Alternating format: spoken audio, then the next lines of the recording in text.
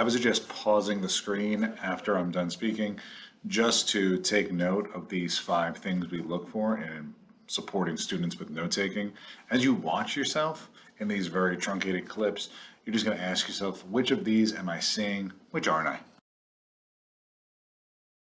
So the first one is evacuation. What do y'all think the definition? That's simple. Of evacuation. To leave immediately. To leave immediately in event of what? Emergency. Like to leave out of danger. That's what it is. To leave a place in a hurry in the event of an emergency. To leave a place in a hurry in the event of an emergency. That's the first key term for your final test.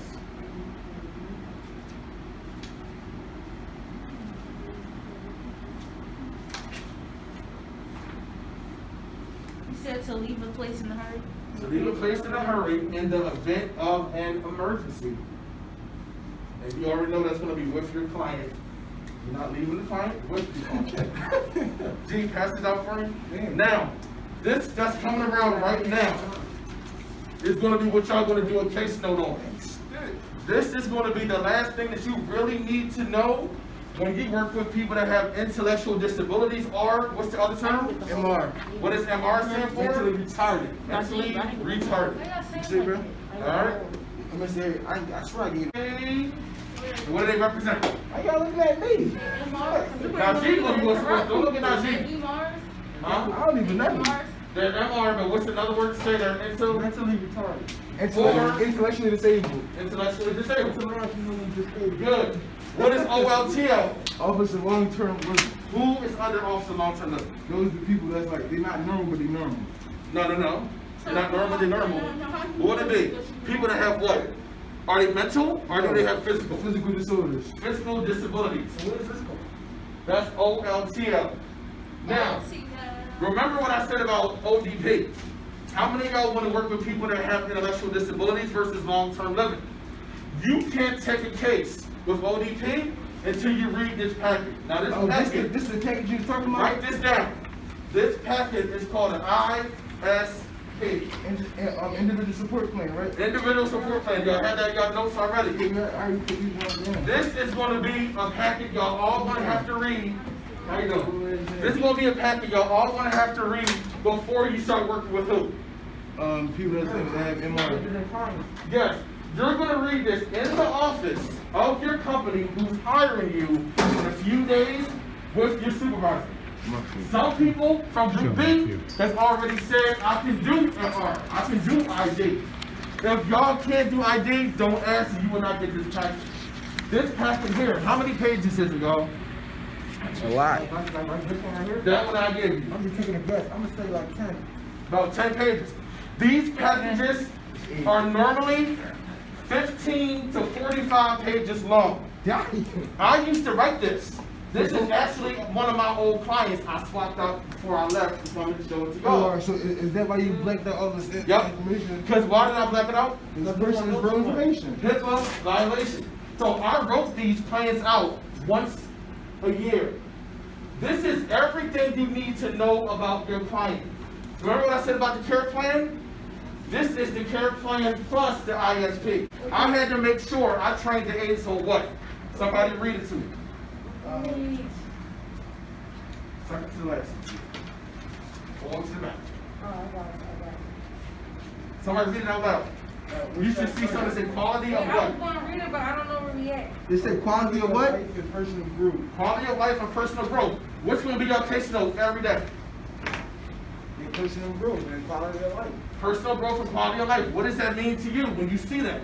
Is he still enjoying himself? Is he still happy? Like, are they happy? I mean, is he learning stuff while you there? Is he interacting with you? You know what I'm saying? Is he acting normal?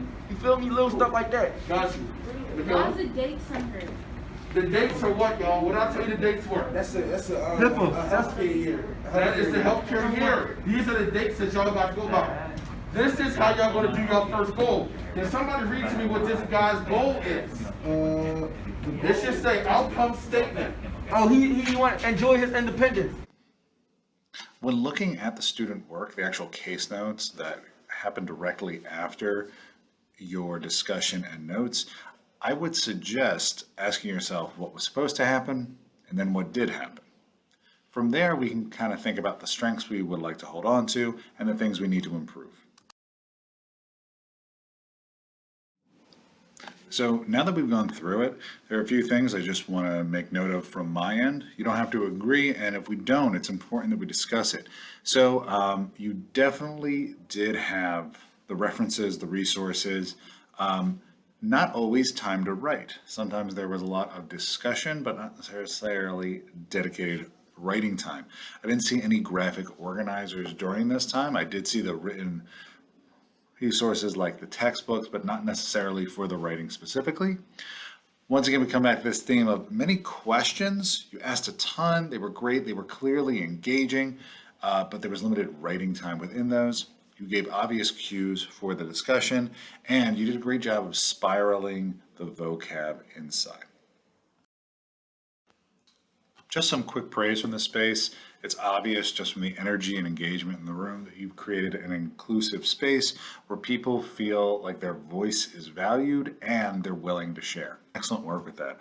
Also, consistently asking what key terms meant, making sure that they were always cycling back to terms they needed and how to use them, and you provided a wealth of written resources as well. This goes back to what we saw and did not see in the future.